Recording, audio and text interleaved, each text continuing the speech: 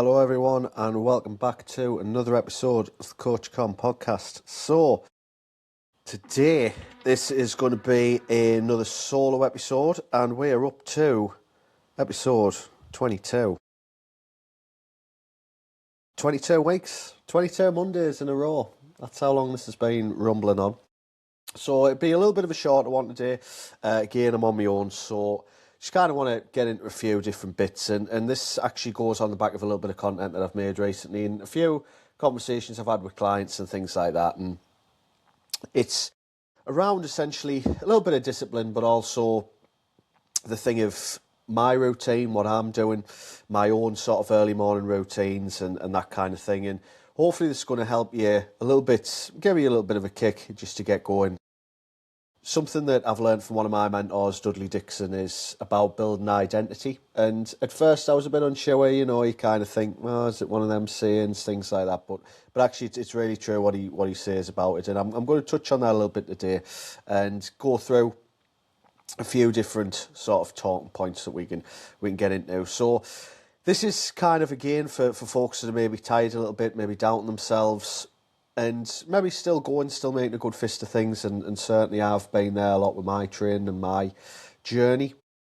If you listen to this and you want to feel, as I say, a little bit of motivation, then this is probably going to be for you. So the first thing that I've mentioned before as well is motivation's a little bit emotional and unreliable, and if motivation worked, January wouldn't exist. Everyone would be going to the gym, smashing it all the time, and sometimes it's why results stall as well. I know for myself, the only time I've had good results is when I've had accountability, I've had coaching, I've had, someone to keep me on the move with things. And otherwise, the journey's a little bit stop-start, which does happen, but we don't want things stalling long term. And for me at the moment, a lot of cold mornings, as there is for everyone in the UK at the moment.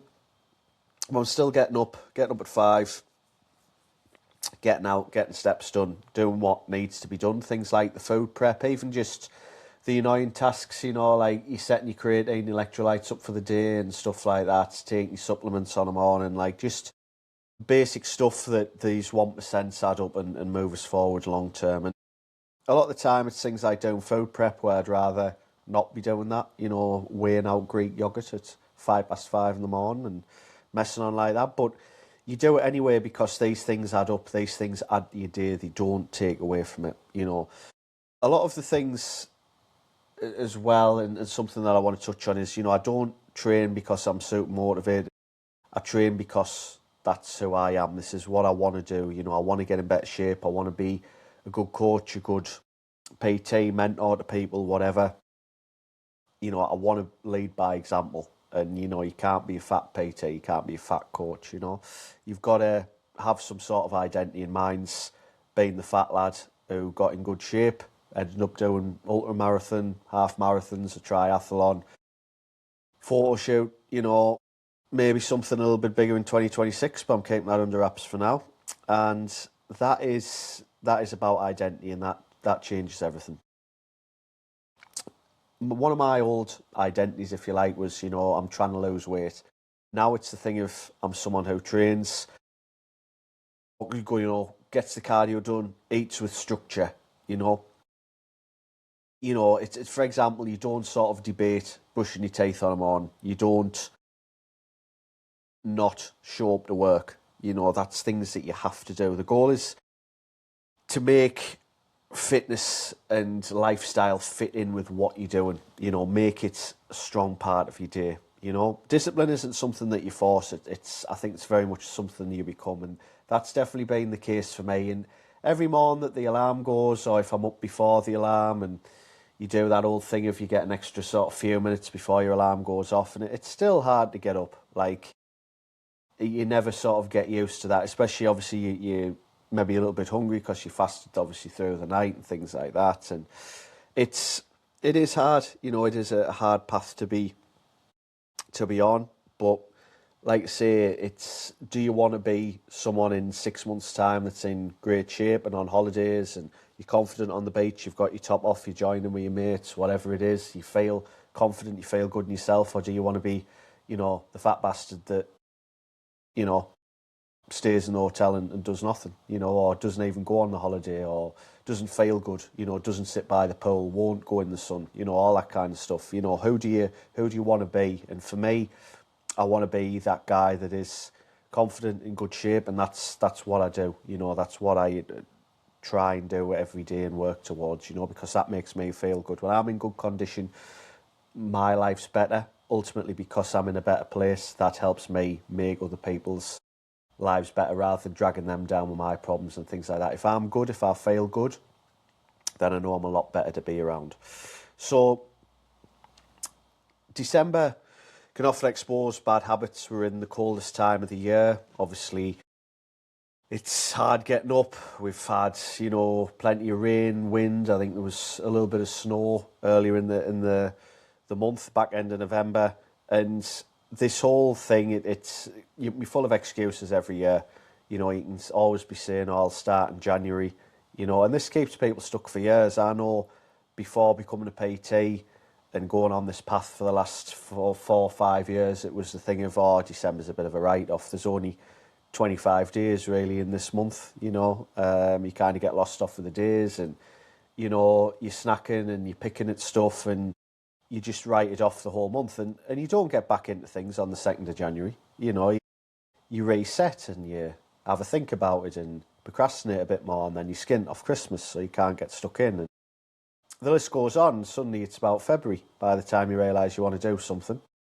And then you maybe sack it off again, and then it gets to about April, you think, I've got summer coming up, and then so you try a little bit more, and you're up and down, and you're on and off with your habits and your discipline and that kind of thing, and it's just not good. And I know from my own experience, if you write it off, December and up and down, it massively impacts things like your own standards, your identity.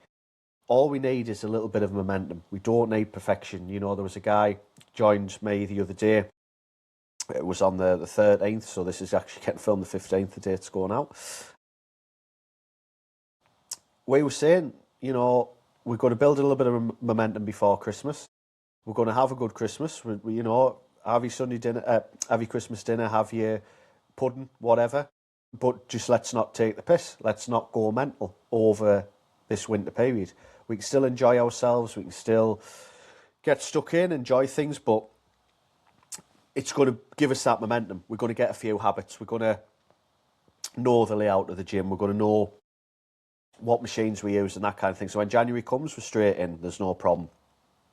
It doesn't have to be an all or nothing kind of thing over Christmas. I know for me, there's going to be a couple of days off plan. There's going to be a couple of days where I'm not in the gym doing cardio. I will be having a little bit of a deload, a little bit of downtime, but it'll still be having some basics. I'll still be active in some way. I'll still be, getting me walks in. Probably not 5 o'clock in the morning. I'm not going to be up Christmas Day doing that, I know.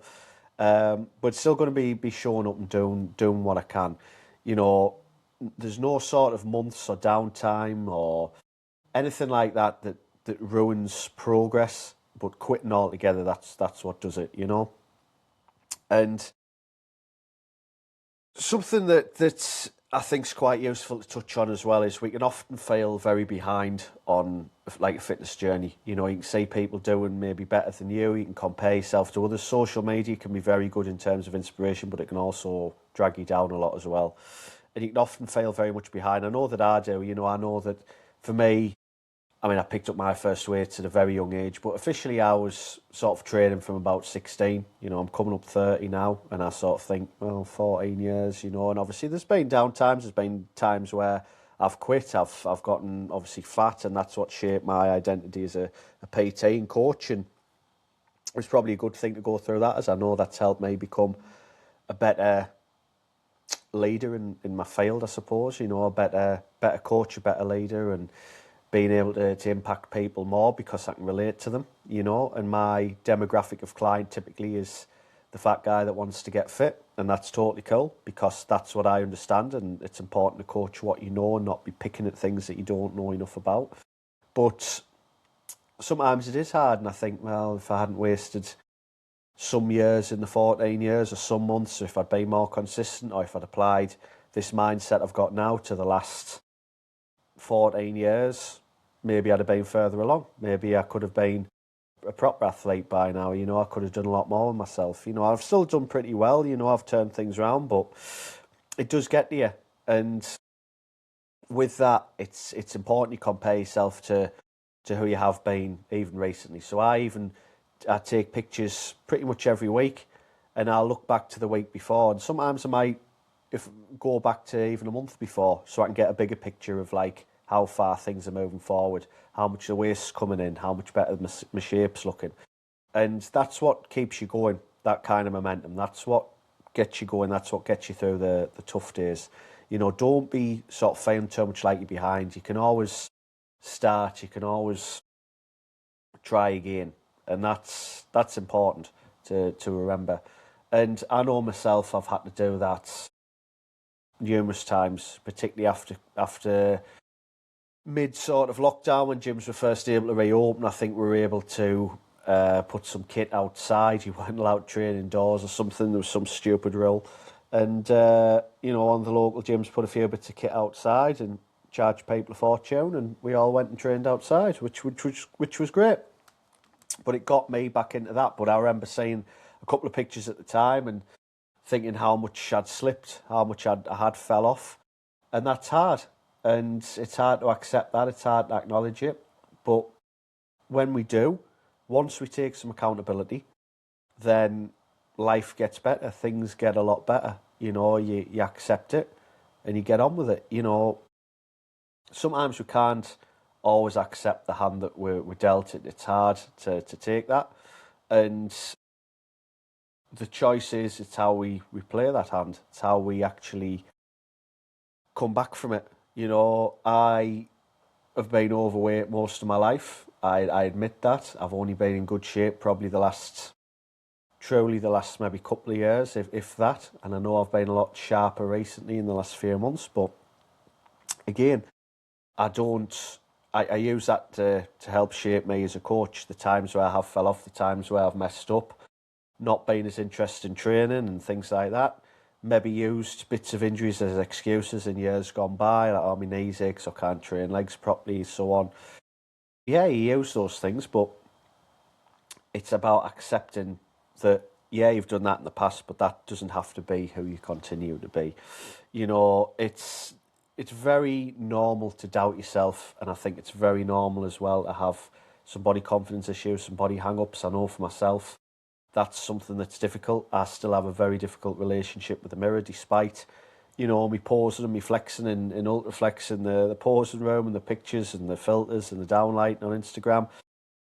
9 times out of 10 before I take them pictures, I'm like, you fat bastard.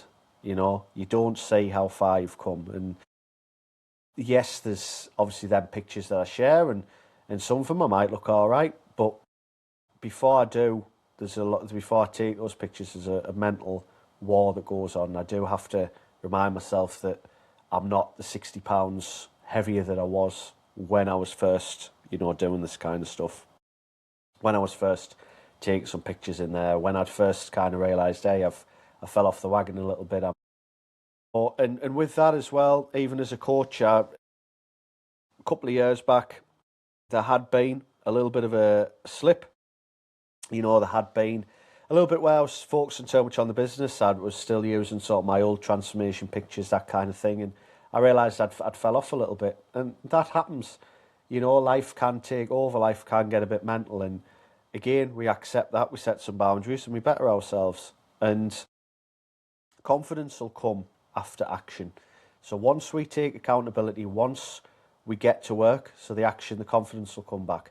You earn belief by keeping promises to yourself. It's the little things. It's the things about getting up and doing your steps on them on. It's going to the gym. It's committing to sessions. It's committing to plans. If you're meeting friends at the gym, training with them. You don't wait to feel confident. You don't wait to feel confident. If you keep going at it, if you keep head down with your training and putting the work in, your confidence will come, and it has no choice. And I know that some days where I do get those moments of confidence where I might be in the best in the gym, or some of the pictures come out okay, that gives me that boost, and that's the reward for doing all that work that I go through, all the training, the hours, everything like that. And set some non-negotiables. I know I've talked about this before, but set a few things up where you're just saying, I'm going to do my steps, I'm going to hit my protein, I'm going to train in a decent way. You're not going to be scrolling on your phone, you're not going to be, distracted in the gym and things like that. You're not treating it as a social club. Obviously, sleep is very important as well, setting some lifestyle factors, getting to bed on a night, not just staying up to have, the next episode on Netflix or gaming and things like that. And I think if you're 25 or older, and especially in your 30s, like, you need to get away from this thing of like Netflix and gaming, doing less of that shit, because it just doesn't serve you. It's a waste of time, it's a waste of energy. Like, the amount of time I've been able to recover, to be able to put into business, to be able to do everything, like commit to making a podcast every week, and I've had some fabulous guests. I've been very lucky with who I've had, to be able to commit it to my training, cardio, meal prep, lifestyle, things that benefit me. That's put me in a very, very good spot going into 30 in January, where confidence is very good. Mental health is probably the best it's been. And because I've been able to put more time into the business and make this work, yes, there's been money accumulated from that. But the important point is the money has gone into my own self-development. So the profit, if you like, that I've made a lot of the time with this has gone back in. So therapy this year has been a big one for me. I want to talk about that probably on a separate episode. And that's going to be quite a deep one. We're going to go into some heavy shit, man. But I think it's important because it's going to help people, and that's why I want to do it. And so therapy, that's been a very big bill for the last year. It's not cheap, but is it worth it? Yes, without a shadow of a doubt, it's worth it. I've done the therapy. There's numerous courses that I've done. So even just the little things like on school and things like that, if you guys are familiar with that, doing a couple of different courses on there. Yeah, those things rack up. You might be paying a couple £100 a month out in courses. Cool. Great. Let's do it. That is very important. Again, my own getting extended qualifications. So I know when I became a nutritionist, again, that was like a pretty heavy bill. That was something that I had to pay off monthly. Again, it's fine. We get on with it. It's like, it goes back into me. It goes back into my own development. And what I talked about earlier, the identity, all of these things that I do. So getting extra qualifications, getting further education, putting money into myself for supplements, training, therapy, everything like that. It's all going back into me. It's all benefiting me. It's all benefiting my life. There would be a time where whatever money I've spent there, which I did work out, but I'll not disclose. It's quite a bill. That bill. If I want to put it like that, that could have very easily have been wasted. That could have been down the pub. That could have been on nights out. That could have been on takeaways. That could have been on just stuff that's not going to serve me. That could have been wasted on Xbox Game Store, like getting all the new stuff, whatever. Like, it's a complete waste. And one thing that I will talk about as well, probably a little bit more again in a separate episode, is I want to talk about my story of how I walked out of a job. I was in a B2B sales job at a place called Learning Curve Group in Spennymoor, and if anyone's familiar with that. And I walked out, I'd had a couple of days away on holiday with my parents. We'd been to Scarborough just for a couple of days, just something nice to do. It was just kind of as COVID was sort of easing off a little bit, I think. Like after the first wave when you could stay at a hotel again, whatever. And I just made a decision. I was like, I've got a couple of quid saved. I'm going to just have my laptop in and disappear. And that's exactly what I did. And, that was a brave decision because I didn't have much of a plan. I'd been encouraged to do my PT qualifications. I was very lucky to still have mum and dad at home, to be able to have like a home. And I just disappeared. I handed the laptop in and that was me. And that was like something that I had to do. It was something that benefited my life and four and a bit years later, I sit here making a podcast. It's 5 to 2 in the afternoon, where I'd have been getting my head battered on the phones trying to chase KPIs and sales targets, and I'm getting to do a podcast. You know, I've been able to build this life that is pretty good through hard work, through taking some chances. And the point I'm making is, if I'm able to do this, you can as well. You know, there's anything that I talk about, identity and mindset and, I don't know, escaping the 9 to 5, whatever, it's all possible. You know, if I'm able to do this, you're able to do that as well. And it's not easy, and it does take time. There will be mistakes. I've made several mistakes. You know, I've invested in the wrong people, mentorships, if you like. We can cover them with that, but I've backed idiots. I've trusted the wrong people, the wrong mentors, the wrong business mentors, and that's failed. It's took me a long time to get the right ones. So guys like Mike Strong and you know, it is difficult. I said it's Matt Strong. Matt Strong. Yeah, guys, as I say, Matt Strong, listening to people like that and coaching for coaches that Connor Swan runs, things like that. It's big backing the right horses eventually, you know. Packing in the wrong ones, you know, that's the main thing as well. So just to kind of go back to what I was saying anyway, standards don't change based on mood. And that's how people quietly sort of win. You know, the mornings I get up and I feel pretty crap, not wanting to go out about my day, I sort of think, oh, I'm a bit tired, bit achy off yesterday, should I train? The plan is 5 sessions a week. Those 5 sessions need doing. You know, if I get to Friday, 4 sessions have been done, I know I might have plans on the Sunday, so I need to make sure that Saturday, the 5th session gets done. You know, if standards drop every time life gets busy or you don't feel like doing it, they were just preferences. You know, they weren't standards.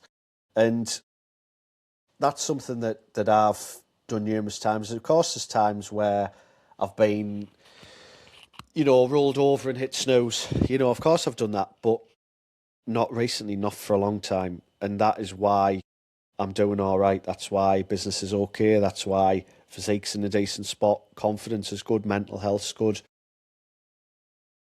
Because I've been able to set these standards and stick to them, you know. So just a little bit in closing, because as I said, I did say it would pay short one today. You don't need a perfect plan. You don't need January. You need a bit of consistency when it's boring. And if this has helped you, naturally, I hope it has. Start building a few standards. If you need help, email me. Reach out on Instagram, Ashton Online Coaching. And this isn't even to sell you anything. This is just because I actually like talking about this stuff. I actually like helping people. Like, this is why I'm in this job. I help people, you know? And you know where I am. Motivation fades, identity stays.